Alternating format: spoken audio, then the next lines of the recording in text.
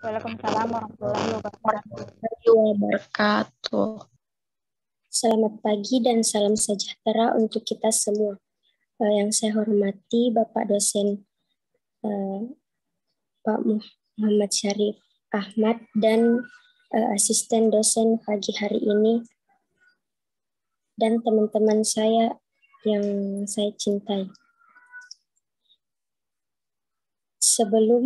Sebelum membuka presentasi hari ini, saya ingin memperkenalkan kelompok yaitu Turun dulu di situ, turun. Yaitu Yunita, Nurul Hanifah, Indasari, Muhammad Bagus Nugroho Esa Putra, dan Andi Septianto. Makalah kali ini anak-anak masuk semua. Ini memang nakal semua.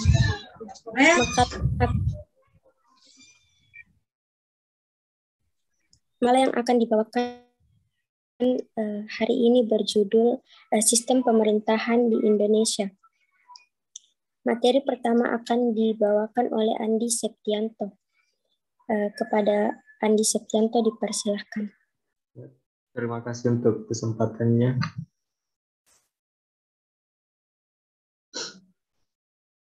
Apa itu sistem pemerintahan? Sistem pemerintahan adalah suatu rangkaian atau hubungan dan di dalamnya terdapat lembaga-lembaga kenegaraan yang saling terikat sehingga berkesinambungan dalam satu kesatuan dalam rangka penyelenggaraan dan mewujudkan tujuan negara.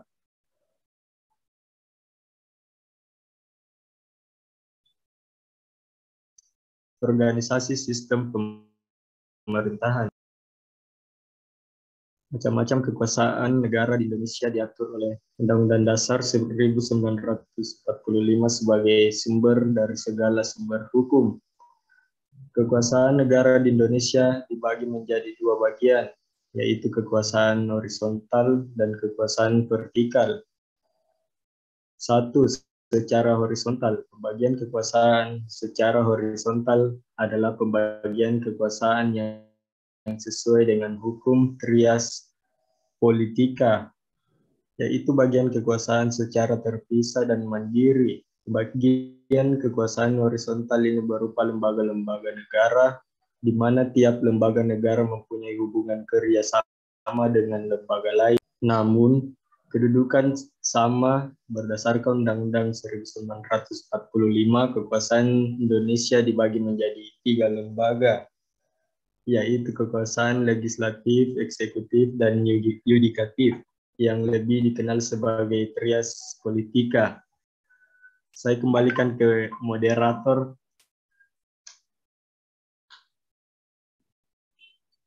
Baik, terima kasih. Materi selanjutnya akan dijelaskan oleh Nurul Hanifah. Baik, terima kasih atas kesempatan yang diberikan oleh moderator. Saya akan menjelaskan lanjutan materi dari Andi, yaitu yang kedua, secara vertikal. Kekuasaan negara secara vertikal berarti kekuasaan yang berjenjang dari atas ke bawah, di mana tingkat di atas mempunyai kekuasaan lebih tinggi daripada di bawahnya. Dalam pemerintahan di Indonesia, hal tersebut dilaksanakan antara hubungan pemerintah pusat, pemerintah daerah. Next.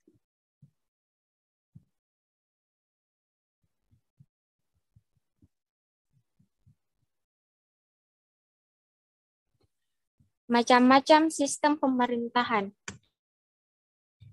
Yang pertama yaitu sistem parlementer.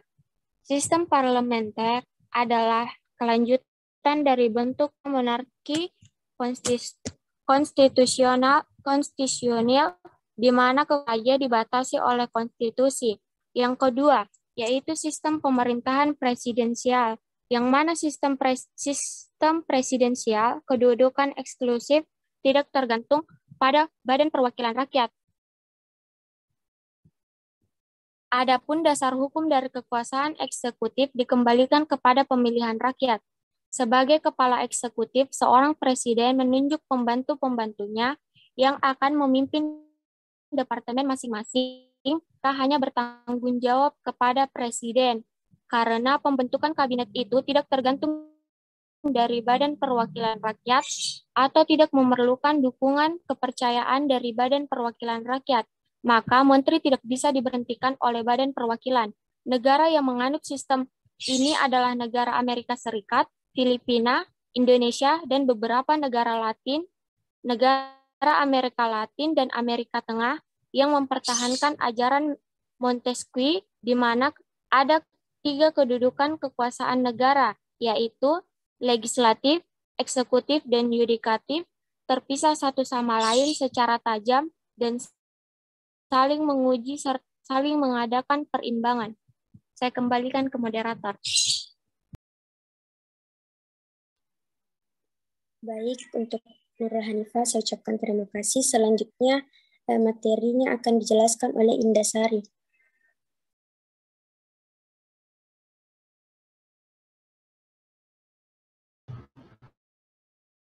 Baik, terima kasih atas kesempatan yang diberikan.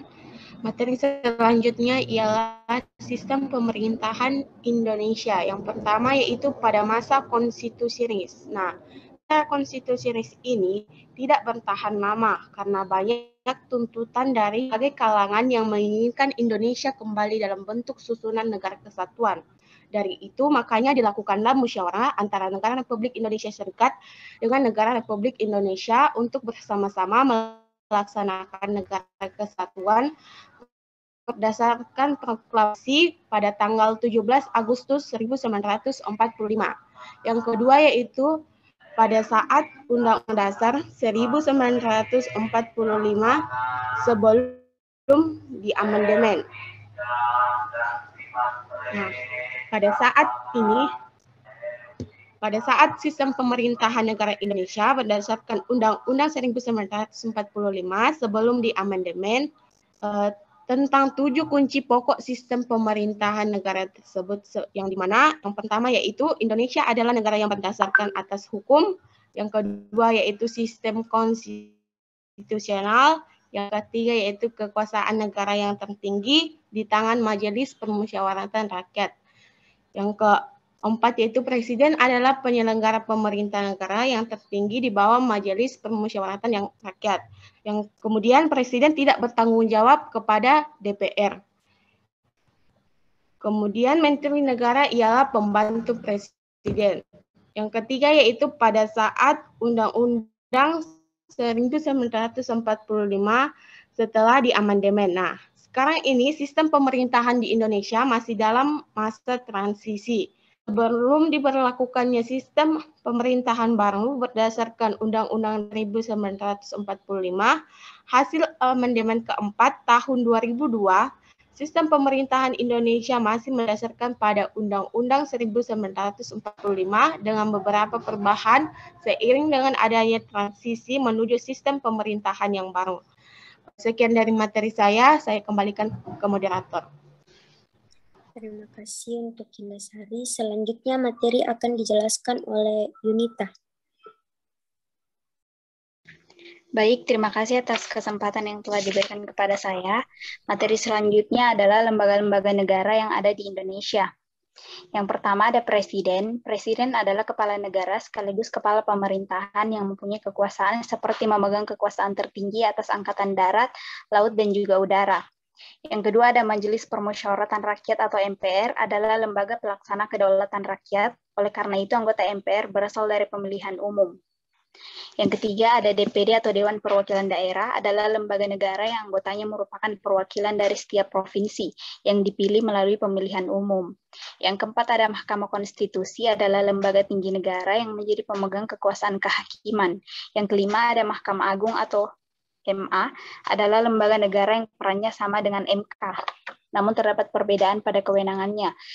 Mahkamah Agung memiliki kewenangan seperti mengadili pada tingkat kasasi, mengajukan 3 orang anggota hakim konstitusi, menguji peraturan undangan dan memberikan pertimbangan dalam hal presiden memberi gerasi dan juga rehabilitasi.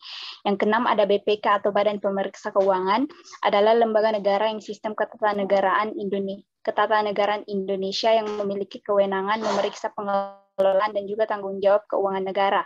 Yang ketujuh ada KPK atau Komisi Pemberantasan Korupsi, adalah lembaga negara yang dibentuk dengan tujuan untuk pemberantasan tindak pidana korupsi. KPK bersifat independen yang mereka bebas dan merdeka dalam menjalankan tugasnya. Tugas KPK sendiri adalah melakukan penyelidikan, penyidikan, dan juga penuntutan terhadap tindak pidana korupsi, serta melakukan tindakan-tindakan pencegahan tindak korupsi. Yang terakhir ada Komisi Yudisial atau KY, adalah lembaga negara yang dibentuk berdasarkan Negara Republik Indonesia tahun 1945 yang berwenang mengusulkan pengangkatan Hakim Agung dan mempunyai wewenang lain dalam rangka menjaga dan menegakkan kehormatan, keluhuran, martabat, serta perilaku hakim. Saya kembali ke moderator. Baik, terima kasih. Selanjutnya materi akan dijelaskan kembali oleh Andi Septianto.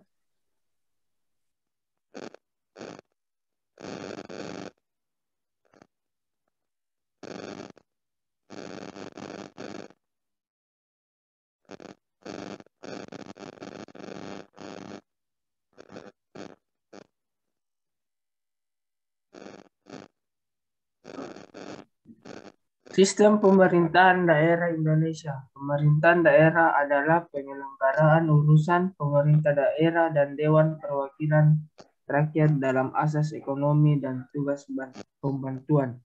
Dengan prinsip otonomi seluas-luasnya. Pemerintah daerah di Indonesia terdiri atas pemerintah daerah provinsi, yaitu gubernur, perangkat daerah yang meliputi sekretariat daerah, dinas daerah, dan lembaga teknis daerah. Sementara pemerintah daerah kabupaten atau kota terdiri atas bupati, wali kota, dan perangkat daerah yang meliputi sekretariat daerah, dinas daerah, lembaga, dan teknis daerah atau kecamatan. Next.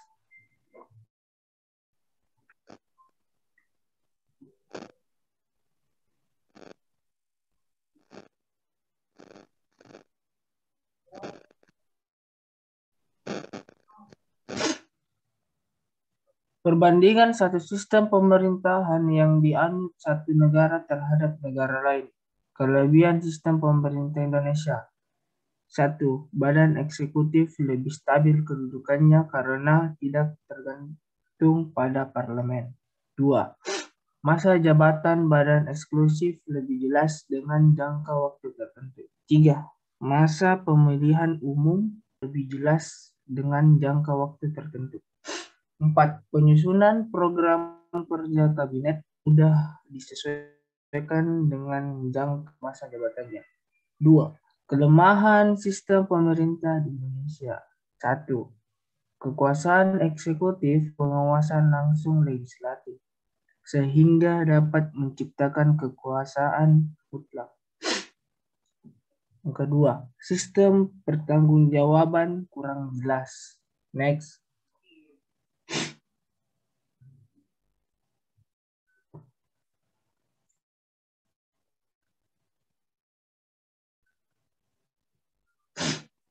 Next.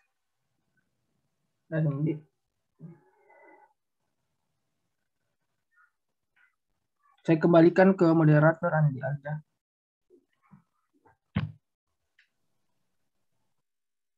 Baik, terima kasih untuk materinya. Selanjutnya saya akan membuka sesi tanya jawab. Untuk teman-teman yang ingin bertanya, silahkan menggunakan fitur raise hand.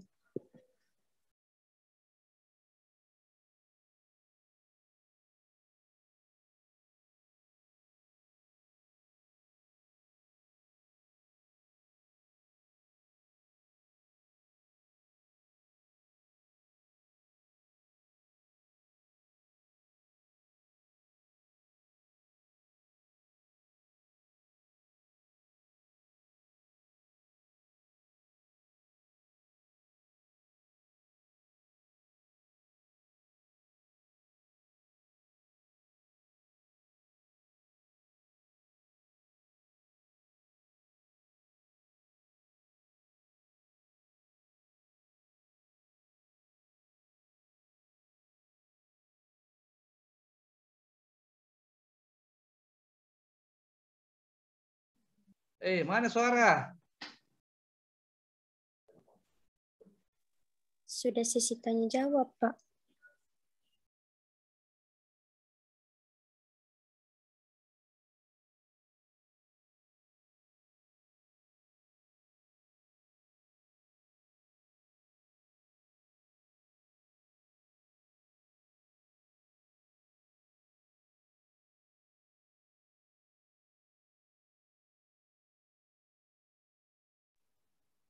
Baik, kepada Muhammad Revaldi, silahkan untuk mengajukan pertanyaannya. Baik, terima kasih atas kesempatannya. Pertanyaan saya itu, bagaimana proses saat Indonesia menerapkan sistem pemerintahan parlementer?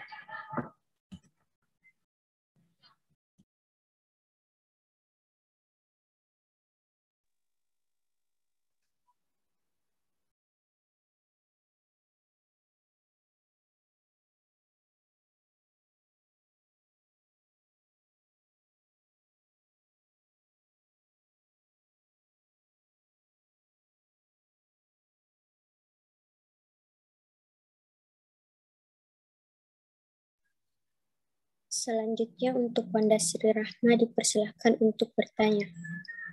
Baik, terima kasih. Sistem pemerintahan presidensial dianggap paling sesuai dengan pemerintahan Indonesia.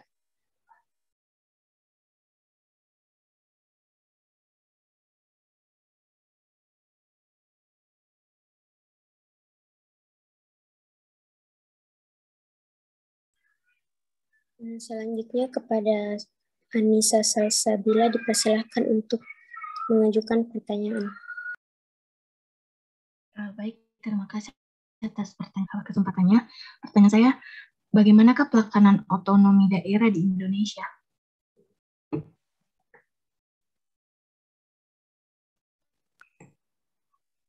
Baik, terima kasih untuk para penanya. Selanjutnya, saya persilahkan untuk kelompok 1 menjawab pertanyaan dari para penanya. Oke.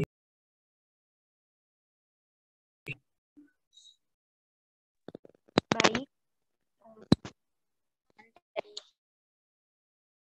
Wanda. Alasan mengapa sistem presidensial dianggap paling sesuai di Indonesia, alasannya karena sistem ini menyebabkan presiden memiliki posisi yang relatif kuat dan tidak dapat dijatuhkan oleh parlemen. Melalui mosi tidak percaya, presiden menjabat sebagai kepala negara sekaligus kepala pemerintahan.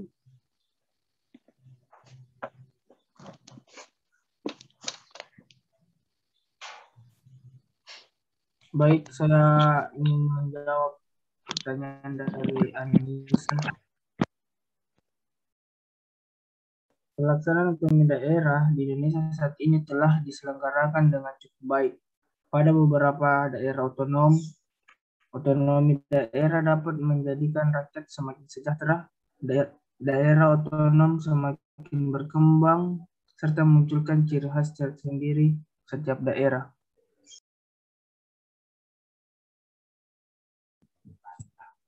Baiklah, saya akan menambahkan jawaban dari Esa yang itu pertanyaan dari Anissa. Bagaimana pelaksanaan otonomi daerah di Indonesia? Otonomi daerah di Indonesia adalah hak, wewenang, dan kewajiban daerah otonomi untuk mengatur dan mengurus sendiri urusan pemerintahan dan kebutuhan warga setempat sesuai dengan peraturan perundang-undangan.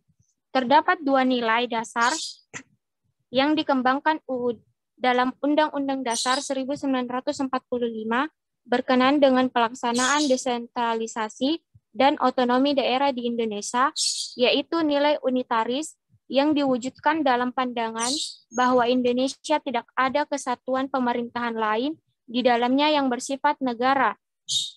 Yang kedua yaitu nilai dasar desentralisasi teritorial, dan isi dan jiwa pasal 18 UUD 1945 beserta penjelasannya sebagaimana tersebut di atas, maka jelaslah bahwa pemerintahan diwajibkan untuk melaksanakan politik desentralisasi dan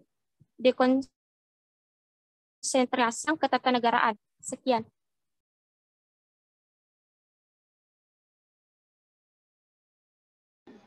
Baik, saya akan menjawab dari pertanyaan Saudara Muhammad Rivaldi tentang bagaimana saat Indonesia menganut sistem parlementer. Nah, pada saat negara Indonesia menganut sistem parlementer, kegagalan-kegagalan terjadi dan adanya ketidaksamaan keinginan antara rakyat dengan pemerintahan. Nah, salah satunya kegagalan yang pernah tercapai yaitu karena gagalnya tercapai titik persetujuan antara dua kelompok politik, yaitu kelompok yang ingin Islam menjadi ideologi negara dan kelompok yang menginginkan Pancasila sebagai ideologi yang terakhir. Akhirnya perpecahan ini dan pertentangan ini terus terjadi sehingga akhirnya Indonesia mengubah sistem pemerintahannya menjadi sistem presidensial. Bagaimana Saudara Rivaldi? Apakah kurang jelas? Baiklah, Atau saya kira sudah sudah jelas? terjawab dengan sempurna. Makasih. Baik.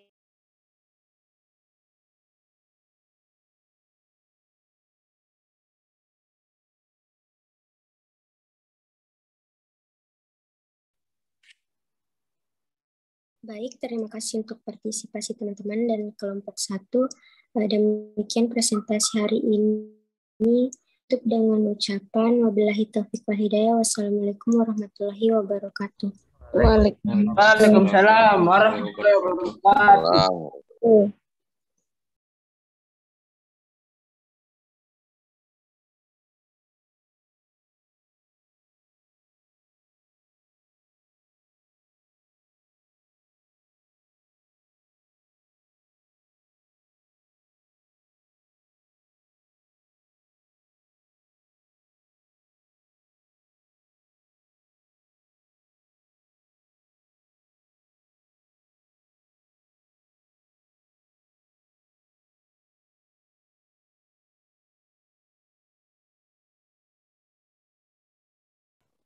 Sabi Pak.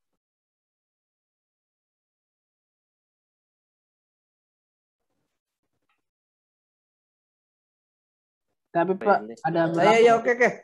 Moderator sudah selesai ya? Karena saya ada tamu ini, ada Profesor Basri di depan saya. Ya. Mau rapat juga ini. Jadi ini percobaan buat anak-anakku semua. Langkah awal yang bagus, ya. Karena Anda yang belajar, Anda yang lakukan. Saya kira bagus. Moderator penilaiannya bagus ya. Sudah mampu, walaupun di awal-awal ini ya kita agak terganggu. Jadi penilaian untuk kelompok 2 khususnya moderator ya, excellent ya. Saya kasih jempol moderator. Ya, berarti membantu kelompoknya. Presentasi kelompok 1 juga tidak kalah bagusnya ya, karena ini pemula. Anda adalah pembuka diskusi. Ya. Semua kelompok 1 ini aktif semua, jadi nilainya aman ya. Saya kira itu tidak usah kita berlama-lama karena saya ada mau rapat ya. Saya rapat karena akan membahas beberapa aturan-aturan ya. Yang penting minggu depan kita luring ya, 2 kelompok minggu depan. Kelompok 2 dan 3. Nanti yang jadi moderator untuk kelompok 2 adalah kelompok 3. Kalau kelompok 3 tampil, moderatornya kelompok 4 dan seterusnya. Semua dapat giliran. Ya, kalau bisa, kalau kita luring harus lebih seru lagi gitu ya. Ini karena daring ya, daring agak kita terganggu, ada jarak antara teman dengan teman. Kemungkinan yang tidak terbuka kameranya sambil baring-baring jadi kurang efektif diskusinya. Ada mungkin ke dapur, ada yang mungkin bolak-balik. Jadi banyak urusannya kalau saya jadi dosenmu itu tahu apa yang kau lakukan di situ. Ya. Tapi ini kan kita ada namanya nilai-nilai Pancasila. Pemaafan ya untuk kebersamaan. Saya kira itu ada yang ingin bertanya kepada saya sebelum ditutup. Jadi minggu depan kita luring kita. Luring di kelas saya di kampus ya. Di kampus pakai PowerPoint, bajunya harus rapi. Ya, Pakai sepatu, Baju. jangan pakai sendal ya ke kampus. Ya Pak. Nah, kalau ada yang pakai sendal, saya tidak izinkan masuk, ya. Harus pakai rapi di kampus. Saya kira. Esa, apa lagi yang mau kau tanyakan, Esa? Bajunya Pak, gimana itu? Kan baru ini pertama masuk Pak. Ya, ada bajumu itu yang saya kira ada baju dinasnya. Ya, pakai baju. Belum dibagikan, Pak. Belum dibagikan. Yang penting di kampus ini pernah? Pernah Pak. Kenapa? Belajar apa, mata kuliah apa? Kumpul UTS, Pak. Tugas, Pak. Ya, rapi saja dulu karena belum ada bajunya ya. Jangan tidak rapi karena dosenmu itu rapi semua. Ya, ini saja dosen pakai baju dinas, ya. Mahasiswa karena ini kita ini bukan sama kampus-kampus umum yang lain. Kita dimonitor oleh BPK, ya. Karena kita memang ada namanya pertanggungjawaban terhadap negara, ya. Ini kampus miliknya negara. Ya, kita dimonitor terus. Ya, saya kira itu. Saya harapkan anak-anakku semua jaga etika kampus. Ya, saya kira itu. Yang lain ada? Pak, bagaimana toh kalau teman masih bilang mau luring sekalinya luring masih ada di daerah. Siapa itu yang di luar daerah? Saya, Pak. Amira di mana? Iya. Kuala Lumpur, Pak.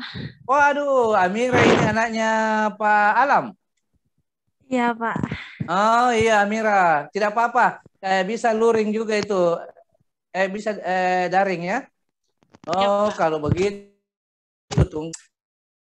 Siapa lagi yang di luar? Siapa lagi? Saya, Pak. Di mana ini? Palopo, Pak. Palopo itu dekat, bisa datang, tapi jangan nih. Kalau minggu depan kan bisa. Kak Amira, ada rencana ke Makassar? Ada Pak, tanggal 22, insya Allah tanggal 22 November nanti pulang, tapi karantina 5 hari di ini Pak. Oh iya, boleh lah ya. Tetapkah kita batal luring kalau begitu? Kita batal luring dulu ya kalau ada teman-teman begitu ya. Yang jelas minggu depan 2 kelompok ya, kita tetap daring kalau gitu. Ya. Tidak boleh ada yang dirugikan mahasiswa. Ya. Saya kira setuju ya. Yang lain? Iya, Pak. Ya, setuju. Tetap khusus untuk kelas APN-B ya. APN 1B ya. Tolong Pak Andi Faisal komunikasi dengan saya. Saya kan biasa lupa bahwa apakah kita luring atau daring. Yang jelas minggu depan masih tetap daring ya, tapi 2 kelompok harus siap. Kita ambil berarti cepat mata kuliah ini selesai. Ya, saya kira itu ya. Pak. Ada yang tidak setuju? Setuju, Pak. Setuju Esa. Oke, setuju. Nah, tapi tolong tadi saya ampuni ini ya, masih ada saya lihat pakai kaos oblong. Ya, tolong jangan pakai baju kaos oblong. Saya monitor semuanya, ya. Kalau dalam perkuliahan saya mau lihat bajunya itu ada lehernya. Baju kos boleh tapi ada lehernya ya.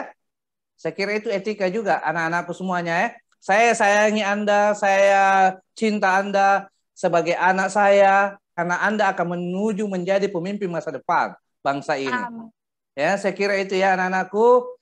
Pesan-pesan moral buat anak-anakku bahwa tetap jaga protokol kesehatan ya. Anda bantu pemerintah ini, biaya negara untuk COVID ini ratusan triliun. Ya, ingin bantu negara ini jaga protokol kesehatan ya. Bantu keluargamu, raihlah cita-citamu, apa yang Anda inginkan agar keluargamu senang ya ke depan. Sekira gitu, sekian dan terima kasih. Wassalamualaikum warahmatullahi wabarakatuh dan selamat pagi menjelang siang. Sekira itu ya. Waalaikumsalam. Nah, kita foto bersama dulu satu kali lagi. Amira, tunjukkan wajahmu Amira. Mana Amira? Saya mau lihat orangnya ini Amira. Mana Amira? Amira masih ada? Bis-